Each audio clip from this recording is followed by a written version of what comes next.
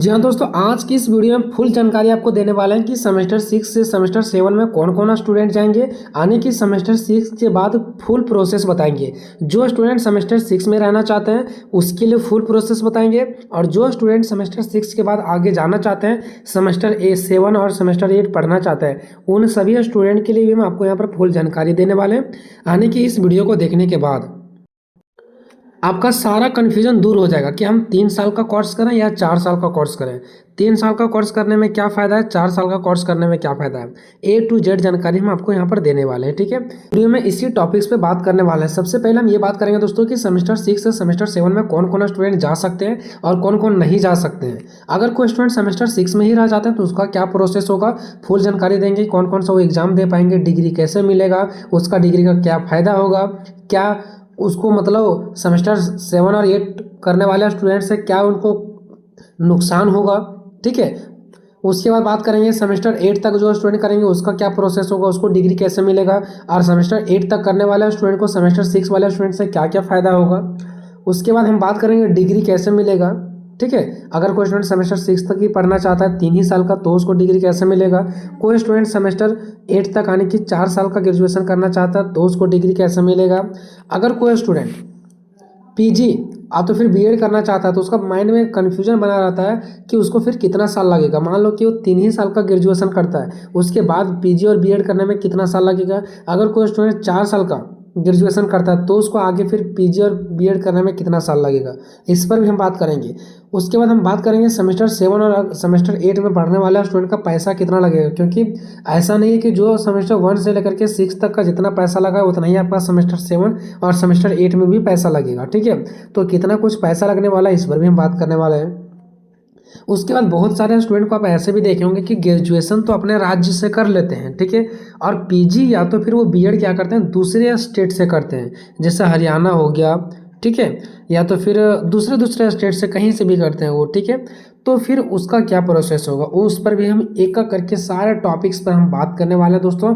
यहाँ पर देख सकते हैं, समझाने के लिए बहुत ही बेस्ट तरीका से मैंने यहाँ पर लिख रखा है, एक एक करके आपको समझाएंगे। ठीक है, और आप हमसे जुड़े रहे हैं, जैसे जैसे नोटिफिकेशन आते जाएगा सारा कुछ बताएंगे, तैयारी भी करवाएंगे और आगे तक भी आपको हम साथ देने वाले हैं। ठीक है,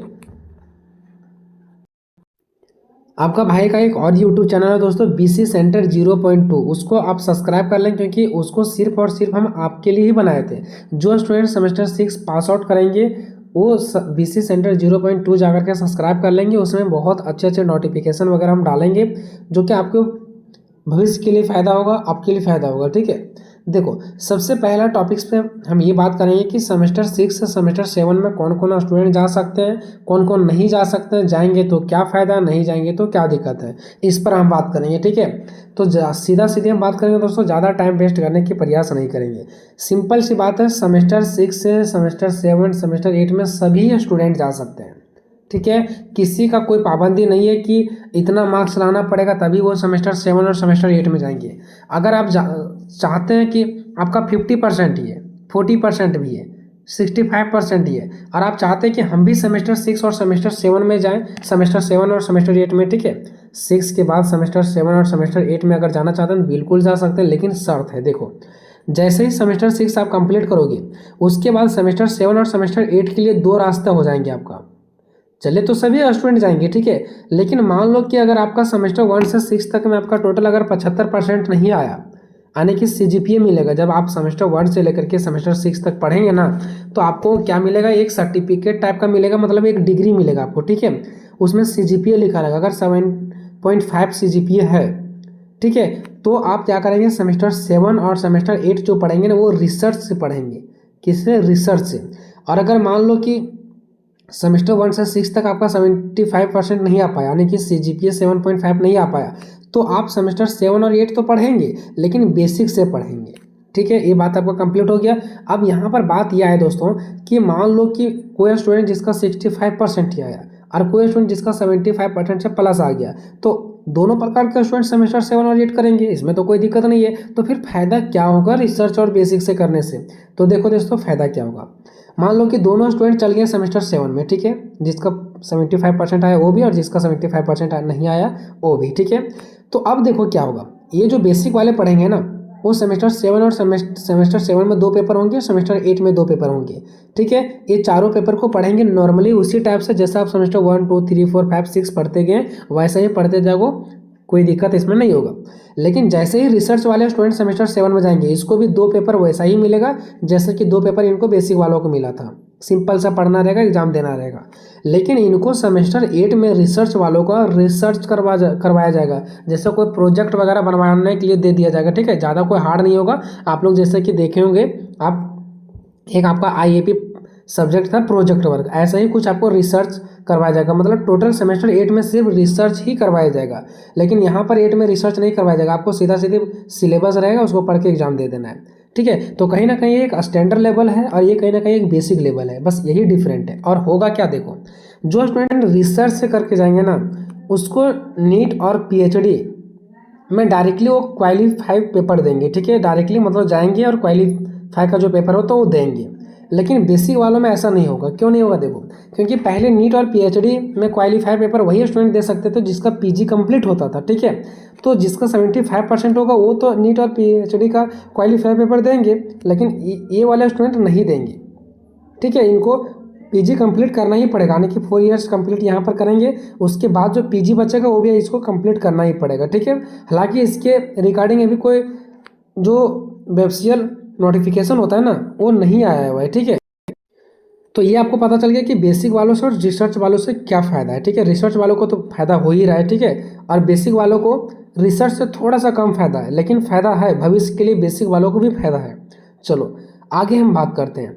आगे दूसरा हमारा क्या था कि अगर कोई स्टूडेंट सेमेस्टर 6 तक ही पढ़ता भाई, तो उसको क्या क्या फ़ायदा होने वाला है। तो सबसे पहले ही देखो दोस्तों, मान लो कि कोई स्टूडेंट सेमेस्टर 6 तक ही पढ़ के छोड़ देता है, तो वो सारे एग्जाम देंगे, कोई दिक्कत नहीं है, लेकिन टीचर का छोड़ करके। ठीक है, क्योंकि आप सेमेस्टर 6 तक ही पढ़ें तो सेमेस्टर 6 तक में आप सारे कॉम्पिटिटिव एग्जाम दे सकते हैं, बस मास्टर डिग्री को छोड़ करके, यानी कि टीचर आप नहीं बन पाएंगे। 3 साल का आपको डिग्री मिल जाएगा। 3 साल का डिग्री कैसे मिलेगा, एक एग्जिट का फॉर्म आएगा जो कि मैं आपको सबसे नीचे दिखाऊंगा अभी। ठीक है, सेमेस्टर 6 पढ़ लिए, एग्जिट मतलब बाहर निकलने का एक फॉर्म आता है। ठीक है, वो आप एग्जिट का फॉर्म भरेंगे, बाहर निकल जाएंगे, आपको सेमेस्टर 6 तक का डिग्री मिल जाएगा, कोई दिक्कत नहीं होगा। ठीक है, अगर आप चाहो कुछ साल बाद, यानी 2 साल बाद, 3 साल बाद, 4 साल बाद, फिर से आप सेमेस्टर 6 के बाद सेमेस्टर 7 में एडमिशन लेना चाहोगे तो सेमेस्टर 7 में आप एडमिशन ले सकते हो, और सेमेस्टर 8 में भी आप पढ़ सकते हो, कोई भी दिक्कत नहीं है। कोई भी यूनिवर्सिटी से, मान लो पहले इसी यूनिवर्सिटी से पढ़ते थे, 3 साल का डिग्री आप ले लिए, अब दूसरा यूनिवर्सिटी में जाकर के आप चाहते हो सेमेस्टर 7 और 8 में पढ़ना चाहो तो आप पढ़ सकते हो। बशर्ते ध्यान इस बात को रखना है कि जिस यूनिवर्सिटी में आप जा रहे हो एडमिशन करवाने के लिए, वहाँ पर 4 साल का ग्रेजुएशन चलता हो, 4 साल का मान्यता वहाँ पर हो। ऐसा नहीं कि वहाँ 3 ही साल का ग्रेजुएशन चल रहा है। ठीक है, उसके बाद PG और BA 2 साल का होगा। देखो अगर आप सेमेस्टर 6 तक ही पढ़ के छोड़ देते हो और आगे भविष्य में अगर आप PG या तो B.Ed करना चाहते हो, ठीक है, PG या तो फिर B.Ed करना चाहते हो, तो फिर आपको 2 साल का PG और फिर 2 साल का B.Ed करना पड़ेगा, यानी 2-2 साल में आपको कंप्लीट करना पड़ेगा, जैसे कि पहले स्टूडेंट करते थे। ठीक है, वैसा ही सेम आपको भी करना पड़ेगा। चलो आगे बात करते हैं, भविष्य में टीचर ना बन पाएंगे। देखो अगर आप सेमेस्टर 6 तक ही पढ़ोगे तो आप टीचर बन ही नहीं पाओगे, क्योंकि ग्रेजुएशन कंप्लीट करके आज तक कोई टीचर बना ही नहीं, उसके लिए आपको PG B.Ed वगैरह चाहिए। ठीक है, चलो अगर कोई स्टूडेंट सेमेस्टर 7 और सेमेस्टर 8 तक पढ़ते हैं, 4 साल का पूरा ग्रेजुएशन कंप्लीट करते हैं, तो उसको फ़ायदा क्या होगा, वो सारा कॉम्पिटिटिव एग्जाम फॉर्म भर पाएंगे, नॉर्मल एग्जाम जितने होते हैं, प्लस में वो टीचर का भी वैकेंसी का फॉर्म भर सकते हैं। उसको 4 साल का डिग्री मिल जाएगा।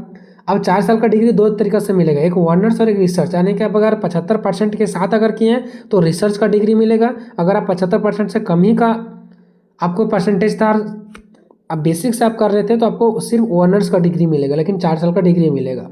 उसके बाद अगर आप देखो सेमेस्टर 8 आप कंप्लीट कर लिए, उसके बाद आप बाद में अगर PG करना चाहते हो या तो B.Ed करना चाहते हो, तो 1 साल में आपका PG कंप्लीट हो जाएगा और 1 साल में आपका B.Ed कंप्लीट हो जाएगा। मतलब उधर 1 साल ही करना पड़ेगा आपको, उधर 1 साल ही लगाना है। लेकिन ध्यान इस बात का देना है कि अगर आप दूसरे राज्य में PG या तो B.Ed करना चाहते हो तो 2 साल भी लग सकता है। वो कैसे, देखो मान लो कि आप झारखंड से हैं, झारखंड में 4 इयर्स ग्रेजुएशन जो मान्यता डिग्री है वो चल रहा है। ठीक है, हर यूनिवर्सिटी में लगभग हो ही चुका है। तो यहाँ पर अगर आप 4 साल से करोगे तो PG और B.Ed में आप क्या करोगे, 1 ही साल में आपका कंप्लीट हो जाएगा PG और 1 ही साल में B.Ed हो जाएगा। लेकिन आप कोई दूसरा राज्य में जाते हैं और वहाँ से अगर PG कर रहे हैं तो फिर B.Ed करना चाहते हैं, तो अगर उस राज्य में 4 साल का डिग्री मान्यता प्राप्त नहीं है तो वहाँ पर फिर आपको 2 साल लग ही जाएगा। ठीक है। यानी ये फायदा वहीं पर मिलेगा जहाँ पर 4 साल का ग्रेजुएशन चलता हो, ये बात सीधा सीधी बात है। ठीक है, अगर झारखंड में आप कर रहे हो 4 साल से ग्रेजुएशन, ठीक है, तो आगे पीजी और बीएड अगर आप झारखंड से ही करोगे तो आपको निश्चित तौर पर फायदा मिलेगा, एक साल में कंप्लीट हो जाएगा। ठीक है, और टीचर के लिए सबसे अच्छा है, भविष्य में टीचर के लिए सबसे अच्छा, जो स्टूडेंट टीचर बनना चाहते हैं मैं तो उसको बोलूँगा कि सेमेस्टर 8 तक पढ़ो, क्योंकि भविष्य में जाकर के कभी ऐसा भी ना हो सकता है कि सिर्फ जो स्टूडेंट 4 साल का ग्रेजुएशन किए रहेंगे, ठीक है, उसी के अकॉर्डिंग टीचर का वैकेंसी निकाला जाएगा, ऐसा हो सकता है। ठीक है, चलो ये हो गया। उसके बाद आगे बात करते हैं डिग्री कैसे मिलेगा। तो कोई दिक्कत नहीं दोस्तों, अगर आप सेमेस्टर 6 तक की पढ़ना चाहते हैं तो ये एग्जीक्यूट का फॉर्म आता है कि हम बाहर निकलना चाहते हैं, तो सेमेस्टर 6 तक आप पढ़ के छोड़ देते हैं, 2 से 3 महीने में आपका डिग्री आ जाएगा, कुछ साल के बाद आपका सर्टिफिकेट आ जाएगा, कोई दिक्कत नहीं, जैसा पहले होता था वैसे होगा। सेम प्रोसेस सेमेस्टर 8 तक का भी है, सेमेस्टर 8 तक पढ़ के छोड़ना चाहते हैं तो भी आपको डिग्री मिल जाएगा, कोई दिक्कत नहीं है। ठीक है, उसके बाद बात करते हैं सेमेस्टर 7 और 8 में अगर पढ़ेंगे तो पैसा ज़्यादा लगेगा। जी हाँ दोस्तों, पैसा तो ज़्यादा लगेगा ही ज़्यादा लगेगा। ठीक है, आप सोच रहे होंगे जैसा सेमेस्टर 1 से 6 तक लगता है तो पैसा थोड़ा थोड़ा, वैसा नहीं, आपको इसमें अधिक पैसा लगेगा। अब कितना लगेगा अभी तक तो कोई नोटिफिकेशन वगैरह आया नहीं है, लेकिन अधिक पैसा लगेगा। जिस प्रकार से पीजी वगैरह करने में पैसा लगता है उतना ही पैसा आपको सेमेस्टर 7 और 8 तक में लगेगा। ठीक है, इस टाइप से आप ऐसे समझो ना कि पहले स्टूडेंट 2 साल का क्या करते थे, पीजी करते थे। ठीक है, तो पहले स्टूडेंट 2 साल का पीजी करते थे तो उसमें जितना पैसा लगता था उसका आधा आपको सेमेस्टर 7 और 8 में मिला करके लगेगा। ठीक है, उसके बाद पीजी और बीएड दूसरे राज्य से, अगर कोई स्टूडेंट पीजी और बीएड अगर दूसरे राज्य से करना चाहते हैं और उस राज्य में 3 ही साल का कोर्सेज चलता है तो आपको फिर 3 ही साल का डिग्री करने में फ़ायदा, 4 साल का करने में फ़ायदा नहीं है, क्योंकि फिर वहाँ जाओगे तो पीजी और बीएड आपको 2 साल का ही करना पड़ेगा। मतलब आपको फ़ायदा वहीं पर होगा जहाँ पर 4 ईयर्स का ग्रेजुएशन डिग्री चलता है।